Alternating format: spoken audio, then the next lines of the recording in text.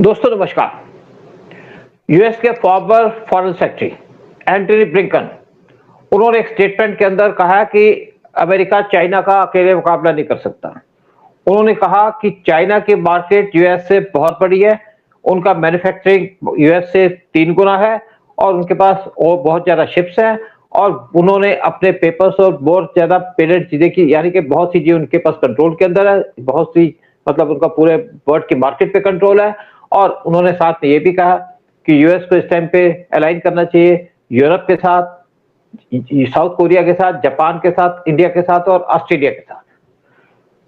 लेकिन उन्होंने स्टेटमेंट क्यों दी? क्योंकि इस टाइम पे आप देख रहे हैं कि यूएस और ईरान का वार चल रहा है और यूएस ने सोचा था कि वार को कुछ दिन में खत्म कर देगा, लेकिन कई महीने हो गए और यूएस ईरान को डिफीट नहीं कर पा रहा, क्योंकि इस टाइम पे ईरान के पीछे बैठा चाइना, जो उनको सैटेलाइट की इंफॉर्मेशन दे रहा है, सैटेलाइट की फैसिलिटी दे रहा है, उनको मिसाइल्स दे रहा है, डिफेंस सिस्टम दे रहा है और यूएस उसको पीट नहीं पा रहा।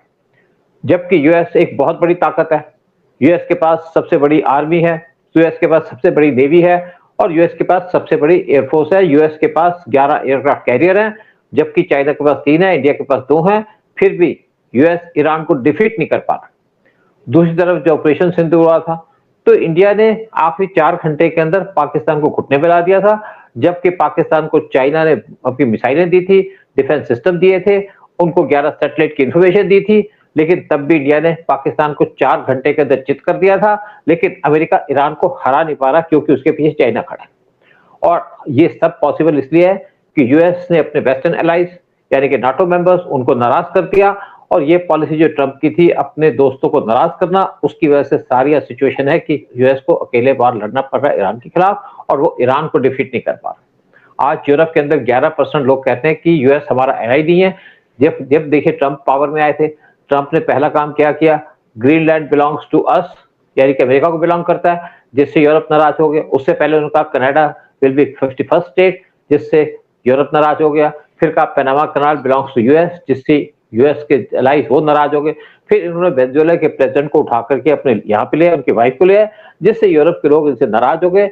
जब इनका झगड़ा स्टार्ट हुआ चाइना के साथ ईरान के ऊपर, तो किसी भी यूरोपियन कंट्री ने यूएस को सपोर्ट नहीं किया। यूके जो इनका सबसे बड़ा एलाई था, उसने कह दिया आप हमारे डिएगो गार्सिया को की बेस को यूज नहीं कर सकते। तो यूएस को यहाँ पे दिक्कत आ गई। स्पेन ने कहा आपके जो यहाँ पे हमारे जो एयरक्राफ्ट, जो हमारे एयर स्ट्रिप्स हैं, उनको आप यूज नहीं कर सकते, जिसकी वजह से यूएस को और ज्यादा प्रॉब्लम हो गई। और उसके साथ साथ इटली ने भी यूएस को सपोर्ट करने से मना कर दिया, फ्रांस ने मना कर दिया। आज यूएस अकेला लड़ाई लड़ रहा है ईरान के साथ, अपनी गलती और अपनी गलतफहमियों की वजह से।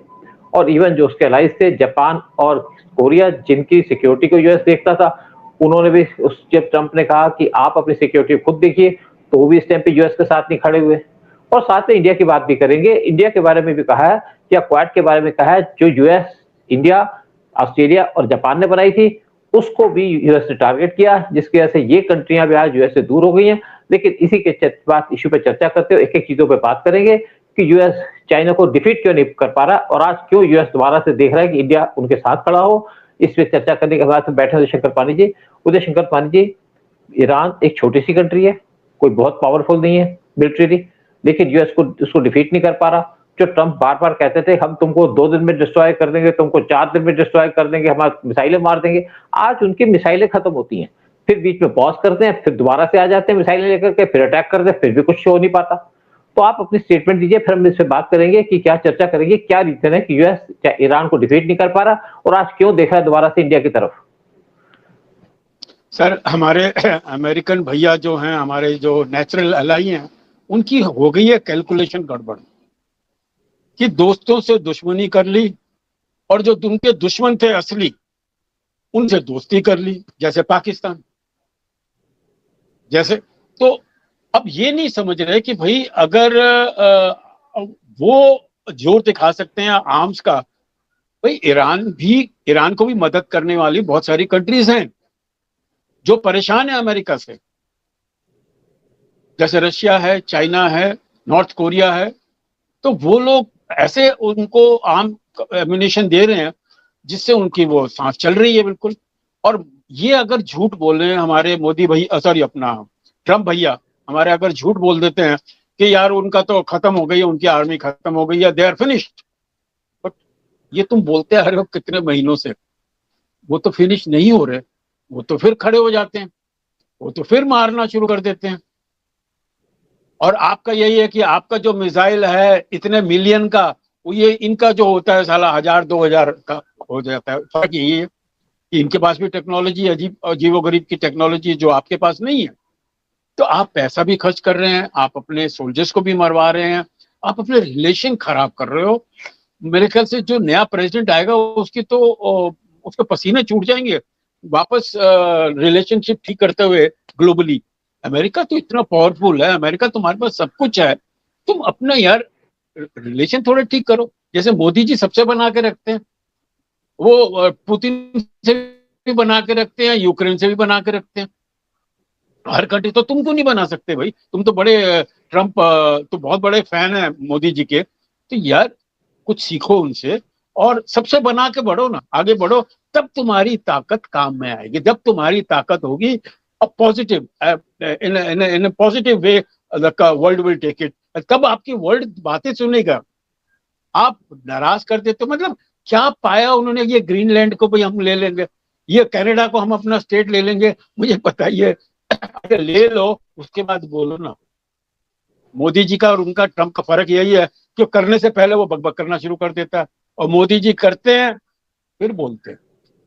मेन डिफरेंस यही है। भगवान करे उनको सद्बुद्धि दे। मैं तो खुद अमेरिका का बड़ा सपोर्टर हूं और मुझे दुख होता है उनके ये रवैये से और जिस तरह से they are losing on all fronts. बोलिए सर।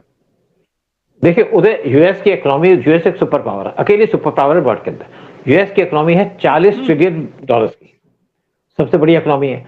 चाइना की 15 ट्रिलियन डॉलर की है। इंडिया की मुश्किल से 5 ट्रिलियन डॉलर की इकोनॉमी है। लेकिन आज यूएस की सबसे बड़ी एक उनकी नेवी है, 11 उनके पास एयरक्राफ्ट कैरियर है, वर्ल्ड में उनकी 300 मिलिट्री बेसिस है। इवन उनकी फिफ्थ, जो आपकी फिफ्थ फ्लीट है, वो इस टाइम पे बहरीन के अंदर स्टेशन है, वहां पे परमानेंट स्टेशन है। जब 1971 का वार हुआ था, इन्होंने अपनी 7th फ्लीट इंडिया के अंदर भेज दी थी, बे ऑफ बंगाल के अंदर। लेकिन उस टाइम पे रशियन सबमरीन ऊपर आ गई थी, जब जिसकी वजह से उनको पीछे विड्रॉ करना पड़ा। तो उस टाइम पे बड़ा हाहाकार मच गया था कि यूएस की 7th फ्लीट आ रही है तो इंडिया को तबाह कर देगी, बर्बाद कर देगी। लेकिन आज वही यूएस हेल्पलेस है, क्योंकि अपनी पॉलिसीज की वजह से अपने दोस्तों को दुश्मन बना लिया है और अपने जो साथी थे उनके खिलाफ काम करना शुरू कर दिया है। देखिए चाइना, जब इनका चाइना इस टाइम पे पूरा सपोर्ट कर रहा है ईरान को, उनको सैटेलाइट की पूरी इंफॉर्मेशन दे रहा है, सैटेलाइट की सपोर्ट दे रहा है, जो उनको ड्रोन्स को सैटेलाइट की इंफॉर्मेशन दी जा रही है, सैटेलाइट की सपोर्ट दी जा रही है, जिसकी वजह से ईरान के जो ड्रोन्स है बहुत ज्यादा इफेक्टिव हो गए हैं। और यही चाइना, जब हमारा ऑपरेशन सिंदूर हुआ था तो उनके 11 सैटेलाइट्स पाकिस्तान को सपोर्ट कर रहे थे, पूरी इंफॉर्मेशन दे रहे थे। उनके डिफेंस सिस्टम वो चाइनीज थे, उनकी मिसाइलें भी चाइनीज थी, साथ में जो टर्की है उसके ड्रोन से जो बहुत इफेक्टिव थे। लेकिन कोई भी उनकी मिसाइल हमारे एरिया के अंदर एंटर नहीं कर सकी। एक मिसाइल एंटर की थी जिसको हरियाणा के अंदर गिरा दिया गया था हमारे डिफेंस सिस्टम ने, और उसके बजाय कोई भी उनकी मिसाइल इंडिया के बॉर्डर तक एंटर नहीं कर सकी। और ये इंडिया ने एक्चुअली वार लड़ा 4 दिन का, लेकिन जो फाइनल वार था वो था 4 घंटे का, जब पाकिस्तान ने हमारी तरफ ड्रोन फेंके और हमने उनकी 9 मिलिट्री की बेसिस को डिस्ट्रॉय, आर्मी की डिफेंस, इनकी एयरफोर्स की बेसिस को डिस्ट्रॉय कर दिया, 2 उनकी आर्मी की बेसिस को डिस्ट्रॉय कर दिया। उससे पहले हमने 9 टेरर कैंप को डिस्ट्रॉय कर दिया था, जहां पे 400 इनके मिलिटेंट को मारा गया था, जिसकी आज तक किसी ने चर्चा नहीं की। लेकिन एंटोनी ब्लिंकन इस टाइम पे क्वेश्चन पूछ रहे हैं ट्रंप से कि क्या रीजन है कि आप यहाँ पे लड़ जीत नहीं पाए, क्योंकि इस टाइम पे ट्रंप ने जितने भी नाटो कंट्रीज है उनसे दुश्मनी ले रही है, जैसे हमने पहले बताया। यानी कि ना तो इनको ब्रिटेन सपोर्ट कर रहा है, ना इनको फ्रांस सपोर्ट कर रहा है, ना इटली सपोर्ट कर रहा है, और अकेले लड़ाई लड़ रहे हैं इस टाइम पे ईरान से। और ये इस टाइम पे इवन देखिए, इस टाइम पे ऐसी सिचुएशन हुई थी कि इवन आपके सऊदी ने कह दिया था आप हमारे एयर स्पेस को यूज नहीं कर पाएंगे। तब इन्होंने सऊदी को ऑफर किया कि हम तुम्हें सिविल न्यूक्लियर डील करेंगे तुम्हारे साथ, और उसके बाद सऊदी ने इनको अपनी एयर स्पेस को यूज करने की परमिशन दे दी। लेकिन आज सबके दिल में जो डर है वो है कि यूएस क्या वार जीत पाएगा। लेकिन यूएस किसी भी सिचुएशन में वार नहीं जीत पाएगा जब तक अपने एलाइज को स्ट्रेंथन नहीं करेगा, एलाइज के साथ नहीं चलेगा। देखिए, चाहे आपका छोटा दोस्त हो चाहे बड़ा दोस्त हो, इंपॉर्टेंस सबकी होती है। अगर हम इंडिया की बात करें, क्योंकि उन्होंने कहा कि इंडिया से भी दोस्ती करो। देखिए, एक बता दूं आपको, जब पाकिस्तानी टेररिस्ट इंडिया के अंदर अटैक करते थे तो इंडिया उस टाइम पे सीए से बात करता था। मैं रॉ की बात कर रहा हूँ, रॉ के ऑफिसर सीए के लोगों से बात करते थे कि पाकिस्तान को आप सपोर्ट कर रहे हो और पाकिस्तान के मिलिटेंट आपकी कंट्री के अंदर बैठ के प्रोपेगेंडा करते हैं, तो यूएस उसको हंस के निकाल देता था। लेकिन जब 2000 में 9/11 हुआ, 26/11 हुआ, 9/11 हुआ जब 2001 में, तो यूएस को समझ में आया कि आप जो पाकिस्तान से आपने दोस्ती रखी है वही आपकी कंट्री के अंदर टेररिस्ट अटैक कर रहा है, तो उन्होंने फिर पॉलिसी को शिफ्ट करना शुरू कर दिया। फिर 2004 में जो सुनामी आई, तो हमारे जो वॉरशिप थे वो पहुंच गए थे इंडोनेशिया के बाली आइलैंड पे। तो उस टाइम पे यूएस ने कहा कि आपके शिप कैसे यहाँ पे पहुंच गए सुनामी के टाइम में। तो उस टाइम पे शायद बुश थे वहां पे, इनके प्रेसिडेंट थे। उन्होंने हमारी टीम को बुलाया, एक हमारी हाई लेवल टीम गई थी यूएस के अंदर, साथ में उनके पुराने जो प्रेसिडेंट थे वो भी साथ में खड़े थे। तो उनके साथ साथ सारा ब्रीफ किया कि कैसे हम वहां पे पहुंच गए इंडोनेशिया के पास, क्योंकि इंडोनेशिया चाइना के क्लोज है। तो उनको बताया गया कि हमारे पास अंडमान निकोबार आइलैंड है, जहां पे हमारा एक स्टेशन है, जहां पे हमारी ट्राई सर्विस की बेस है। तो यूएस ने उस टाइम पे इंडिया के साथ दोस्ती करनी शुरू कर दी, और 2004 से यूएस और इंडिया की फोर्सेस ने ज्वाइंट एक्सरसाइज करनी शुरू कर दी इंडियन ओशन के अंदर, चाइना को काउंटर करने के लिए। इसके बाद वहां पे एक क्वाड बन गया, जापान ने भी ज्वाइन कर लिया, ऑस्ट्रेलिया ने भी ज्वाइन कर दिया, क्योंकि जापान साउथ चाइना सी के अंदर लोकेटेड है, उसके भी डिफरेंसेस है चाइना के साथ। जो ऑस्ट्रेलिया उस वो भी लोकेटेड है पैसिफिक के अंदर, और उसने भी ज्वाइन कर लिया। तो यहाँ पे क्वाड बन गया, और क्वाड का पर्पस था कि चाइना को काउंटर करना। लेकिन जब ट्रंप आए तो ट्रंप ने पूरे तरीके से क्वाड को न्यूट्रलाइज कर दिया। उसके बाद यहाँ पे एक I2U2 बन गया, गल्फ के अंदर क्वाड बन गया, जिसके अंदर इंडिया, इजराइल, यूएस और यूएई ज्वाइन कर लिया। लेकिन ट्रंप ने इसको भी न्यूट्रलाइज कर दिया। हाँ उदय, आप बात कीजिए, फिर मैं आपको बात करता हूँ इसके आगे। सर लेटेस्ट तो ये है कि चाइना का प्रेसिडेंट इंडिया आ रहा अभी, और ये जो इनके स्क्वाड की जो मीटिंग है इनकी, उसके लिए आ रहे हैं। सर आपने बोला कि चाइना के पास शिप्स हैं, चाइना के पास मिसाइल्स हैं, लेकिन वो टेक्नोलॉजी नहीं है जो रशिया के पास है। तो डेफिनेटली वो जो सैटेलाइट की इंफॉर्मेशन, जो लोकेशन की इंफॉर्मेशन, वो रशिया देता है उसको, ईरान को। इसीलिए उनके मिसाइल्स एकदम टारगेट पे लग रहे हैं आके। सो चाइना अपनी तरफ से हेल्प कर रहा है, लेकिन उसके पास वो टेक्नोलॉजी नहीं है जो रशिया के पास है। तो Russia is helping them in that. Uday, हम चाइना को बहुत अंडर एस्टिमेट करते हैं, हम बहुत अंडर एस्टिमेट कर रहे हैं चाइना को। चाइना इस टाइप का नहीं है। चाइना का जो असली माल होता है वो हमें इंडिया के अंदर जो उनका सामान है, पाकिस्तान के अंदर आता है, सेकंड ग्रेड का सामान होता है। जो यूरोप के अंदर जाता है उनकी क्वालिटी अलग होती है। लेकिन हाँ, लेकिन ठीक है, रशिया भी सपोर्ट कर रहा है। लेकिन आपको यहाँ बता दूं कि यूएस ने कैसे इंडिया को टारगेट करना शुरू कर दिया। 2023 में पीएम मोदी को यूएस के अंदर बुलाया गया, और वहां जाके पीएम मोदी से कहा कि आप नाटो ज्वाइन कर लो। पीएम मोदी ने कहा कि हम नाटो ज्वाइन नहीं कर सकते। फिर कहा नाटो प्लस ज्वाइन कर लो, पीएम मोदी ने उस पर मना कर दिया। तब से यूएस ने इंडिया को टारगेट करना शुरू कर दिया। 2024 में जब इंडिया के अंदर इलेक्शन हुए, तो पूरी कोशिश की गई पीएम मोदी को हराने की, और लेकिन हमें नुकसान तो हुआ। लेकिन पीएम मोदी फिर भी पावर में आ गए, जिसकी वजह से यूएस को बड़ा झटका लगा। उसके बाद एक और स्टेप लिया गया, शेख हसीना को बांग्लादेश से हटा दिया गया। शेख हसीना हमारे क्लोज थी, उसकी वजह से हमारा जो ईस्टर्न बॉर्डर है वहां पे थोड़ी सी डिस्टर्बेंस हो गई, और इंडिया को कमजोर करने की कोशिश की गई। उसके बाद जब मोहम्मद यूनिस वहां के प्रेसिडेंट बने, तो उन्होंने इंडिया को चिकन नेक को टारगेट करना शुरू कर दिया, उल्टी सीधी स्टेटमेंट देनी शुरू कर दी। और साथ में वहां पे यूएस के जो सीआईए के लोग थे वो भी प्रेजेंट आ गए, साथ में आईएसए के लोग भी आ गए। फिर आपको याद होगा कि अगस्त 2025 में पीएम को मारने की कोशिश की, यानी कि मोदी साहब को मारने की कोशिश की गई, जब वो चाइना के अंदर एससीओ की समिट अटेंड करने गए थे। उसके बाद जब यहाँ पे दूसरी गवर्नमेंट आई वेस्ट बंगाल के, बांग्लादेश के अंदर, तो थोड़ी सी सिचुएशन ठीक हुई। फिर उसके बाद यहाँ पे डीप स्टेट ने पाकिस्तान को एनकरेज किया। जब पहलगाम का अटैक हुआ, उससे पहले एक हाई लेवल यूएस की डेलीगेशन, जो सीक्रेट डेलीगेशन थी सीआईए की, वो गई थी पाकिस्तान के अंदर, और उसी के बाद मुनीर की स्टेटमेंट आई और उन्होंने पहलगाम पे अटैक कर दिया। जो उसके बाद जब ऑपरेशन सिंदूर हुआ, जिसके अंदर हमने पाकिस्तान के 9 टेरर कैंप डिस्ट्रॉय कर दिया, 9 एयर बेसिस को डैमेज कर दिया, 2 उनके मिलिट्री कैंप्स को डिस्ट्रॉय कर दिया।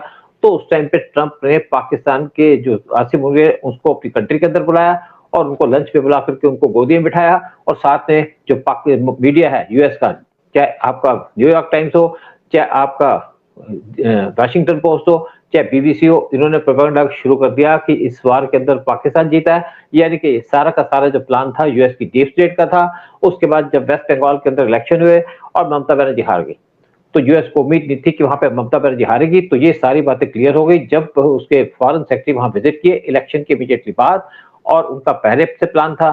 तो पहले उनकी विजिट थी कलकत्ता के अंदर, तो बात क्लियर हो गई कि यूएस की जो टीम गई थी वहां पे स्पेशल गई थी कि अगर ममता बनर्जी जीतेगी तो वेस्ट बंगाल को बांग्लादेश के साथ मर्ज करने की प्लान की जाएगी, यानी कि इंडिया को तोड़ने की बात की जाएगी। तो भी सारी बात क्लियर हो गई। लेकिन इंडिया ने उसके फॉरेन सेक्रेटरी को किसी भी तरीके से यहाँ पे एनकरेज नहीं किया, ना उनके साथ कोई मिलने के लिए बॉर्डर पे गया एयरपोर्ट पे, ना उनको छोड़ने के लिए गया। तो उनको टोटली इग्नोर कर दिया। यानी कि इंडिया ने पूरा क्लियर कर दिया यूएस को कि अगर तुम हमारे को चैलेंज करोगे, हमारे को तोड़ोगे तो हम तुम्हारे साथ नहीं है। उसके बाद अगर आज फ्यूचर के अंदर चाइना ताइवान पे अटैक करता है तो यूएस कुछ नहीं कर पाएगा। तो उस टाइम पे यूएस एक देखने के लिए रह जाएगा कि यूएस देखता रह जाएगा और चाइना पे पूरा कंट्रोल हो जाएगा। इस टाइम पे ताइवान पे कंट्रोल होगा चाइना का, और ये सारी की सारी जो रीजन है वो है यूएस की गलत पॉलिसी, यूएस के गलत प्रोग्राम। और आज यूएस दोबारा से सोचे कि क्वाड को इकट्ठा किया जाए, क्योंकि इंडिया अकेली कंट्री है जो इस टाइम पे चाइना को चैलेंज कर सकती है। जब चाइनीज के एक मिनिस्टर ने या उनके फॉरेन ऑफिशियल ने एक स्टेटमेंट दी थी कि अगर इंडिया पाकिस्तान का पानी रोकेगा तो हम इंडिया का पानी रोक देंगे, तो उसी टाइम पे एस जयशंकर की स्टेटमेंट आई थी कि अगर तुम हमारा पानी रोकोगे तो हम तुम्हारा पेट्रोल रोक देंगे। यानी कि उनको डायरेक्ट चैलेंज था कि तुम्हारा 80% ऑयल पास करता है इंडियन ओशन से और मलक्का स्ट्रेट हमारे कंट्रोल के अंदर है।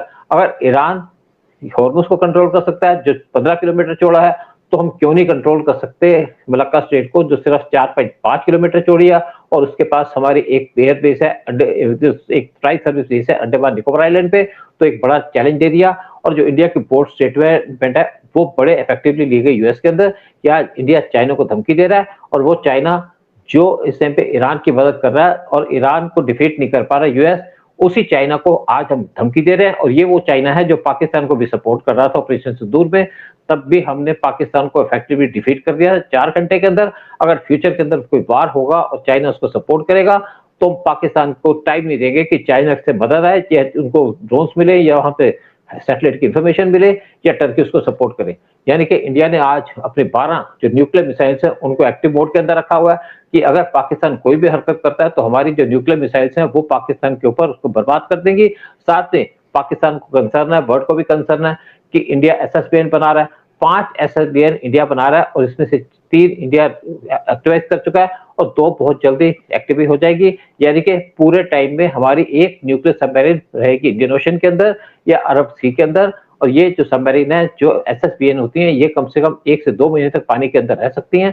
तो यानी कि इंडिया जिस तरीके से अपनी डिफेंस की प्रिपेयरनेस कर रहा है, जिस तरीके से अपने आप को तैयार कर रहा है, तो यूएस को भी आज समझ में आ गया है कि इंडिया की हमें जरूरत है। देखते हैं क्या ट्रंप को अकल आती है। एक और बात हुई थी जब ट्रंप पिछली बार पावर में थे तो एक एग्रीमेंट साइन किया गया था दोनों कंट्रीज के बीच में कि दोनों एक दूसरी कंट्री के पोर्ट्स को यूज कर सकते हैं। उस टाइम यूएस ने कहा था कि हम चाहते हैं कि आपके पोर्ट में रिफ्यूलिंग की जाए अगर हमारा चाइना से कोई दिक्कत होती है। साथ में एक और प्लान की गई थी कि हम जितने भी हमारी मिसाइल होंगी वो इंडिया के अंदर मैन्युफैक्चर करेंगे, क्योंकि आपके पास लेबर फोर्स है, आपके पास सपोर्ट है, सपोर्ट स्टाफ है आपके पास, और हमारे पास इस टाइम पे लोग फैक्ट्री में काम करना पसंद नहीं कर रहे।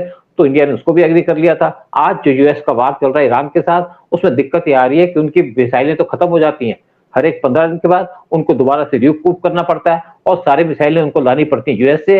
अगर यूएस के साथ इंडिया खड़ा होगा और चाइना ताइवान पे अटैक करेगा तो हमारी एयर बेसिस को भी यूज कर पाएगा, हमारे पोर्ट्स को यूज कर पाएगा, और साथ में मिसाइल इंडिया के अंदर मैन्युफैक्चर की जाएगी। आज जितनी भी वेस्टर्न कंट्रीज हैं उनको शॉर्टेज है लेबर की, और इंडिया के पास लेबर बहुत ज्यादा है। और इसीलिए आज हमको इजराइल ने कहा है कि हम अपनी टेक्नोलॉजी देंगे, आपकी लेबर फोर्स होगी, यानी कि सेमी और दूसरी जो टेक्निकल सपोर्ट होगी वो आप देंगे।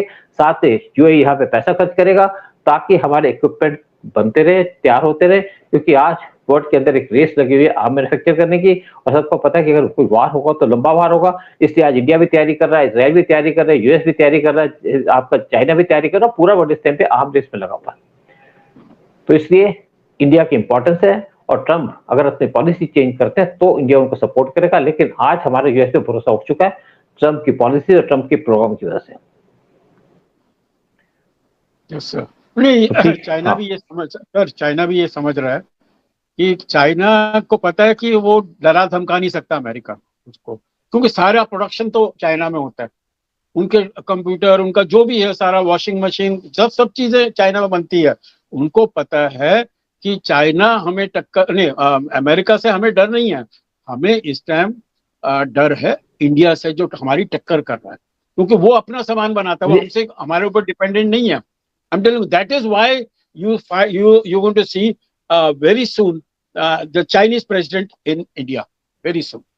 उदय, आपको मैं एक और थोड़ी सी बात बता दूं यहाँ पे। देखिए, जब चाइना हमारे बॉर्डर पे एनक्रोच करता था, कभी भी हमारे बॉर्डर में घुसता तो हमारी गवर्नमेंट उसको रिस्पॉन्स नहीं देती थी। जब एंटनी जो कांग्रेस के टाइम में हमारे डिफेंस मिनिस्टर थे, उनसे पूछा कि आप बॉर्डर पे इंफ्रास्ट्रक्चर क्यों नहीं बनाते, कहते इंफ्रास्ट्रक्चर बनाएंगे तो चाइना घुस जाएगा। लेकिन आज बॉर्डर पे इंफ्रास्ट्रक्चर बन रहा है। जब चाइना ने डोकलाम पे एंट्री की तो इंडियन फोर्स उसके सामने खड़ी हो गई। डोकलाम जबकि भूटान की टेरिटरी, इंडिया भूटान की सिक्योरिटी को देखता है, तो 73 दिन का हमारा स्टैंड ऑफ रहा और पहली बार हम चाइना के फोर्स के सामने खड़े रहे 1967 के बाद। तब चाइना ने विड्रॉ किया, फिर दोबारा चाइना ने जब लेह लद्दाख के अंदर एंट्री की 2020 में अप्रैल के महीने में, तो भी इंडियन फोर्सेस उनके सामने चली गई और ये स्टैंड ऑफ लगा रहा 4 साल तक। और उस टाइम पे पीएम मोदी ने चाइनीज प्रेसिडेंट से बात करने से मना कर दिया था।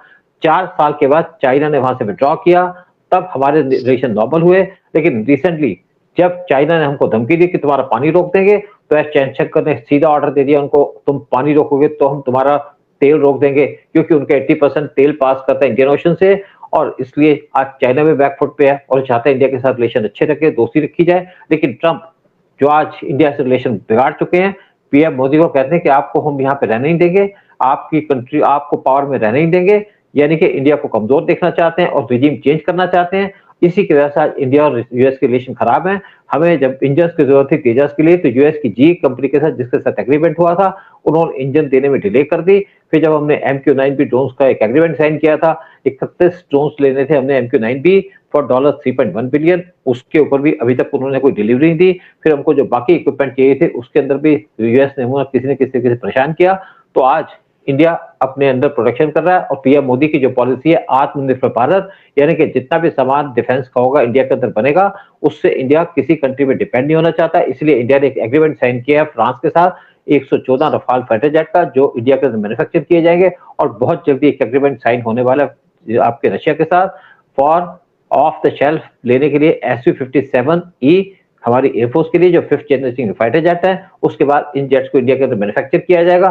साथ में इंडिया अपनी मिसाइलें बना रहा है। लेकिन जो हमारा एक डिफेंस का एग्रीमेंट किया जा रहा है 2 स्पेशल एलाइज के साथ, यानी कि रशिया और इजराइल, जो हमारे कंट्री के अंदर अपनी डिफेंस की चीजें को मैन्युफैक्चर करना चाहते हैं, इवन टैक्स को मैन्युफैक्चर करना चाहते हैं, ताकि इंडिया स्मूथली प्रोग्रेस करे। और पीएम मोदी की पॉलिसी है आत्मनिर्भर भारत की, कंट्री के अंदर सामान बने, ताकि ना तो हमें स्पेयर पार्ट्स की जरूरत पड़े, ना हमें किसी टेक्नोलॉजी की जरूरत पड़े। और आज इंडिया को मजबूत करने के लिए पीएम मोदी ने पूरे कदम उठा लिए हैं, जिससे हमारी आज डिफेंस फोर्सेस बहुत ज्यादा खुश हैं।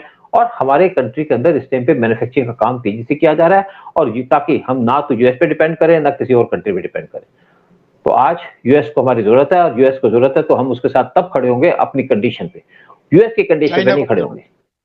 चाइना को भी जरूरत है इंडिया की। देखिए देखो आज उदय, देखो सिंपल सी बात है उदय, सबको एक दूसरे की जरूरत होती है। अगर हमारा चाइना से स्टैंड ऑफ चल रहा है, चाइना के साथ हमारे डिफेंसेस हैं, लेकिन चाइना से हमारी जो ट्रेड है वो है $150 बिलियन की, $20 बिलियन का एक्सपोर्ट करते हैं, $130 बिलियन की चीजें वहां से लेते हैं, और कोशिश कर रहे हैं कि हमारी उन पर डिपेंडेंस कम हो। उसमें भी हम कोशिश की जा रही है, और इसीलिए इंडिया इस पे काम कर रहा है।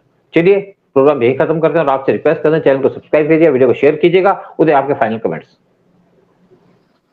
सर कुछ नहीं, आई थिंक इंडिया की दशा और इस टाइम दिशा बहुत अच्छी है। अमेरिका भी समझता है, चाइना भी समझता है, और अभी देखा जा रहा है कि जो चाइनीज प्रेसिडेंट की जो यहाँ विजिट होगी इंडिया के अंदर, वो क्या रंग लाएगी। And I am sure it will be good for the country, और हमें पूरा फेथ है मोदी जी की लीडरशिप पे, and he is taking the country in the right direction sir. Anyway, जय हिंद सर, जय भारत माता की जय, एंड वंदे मातरम।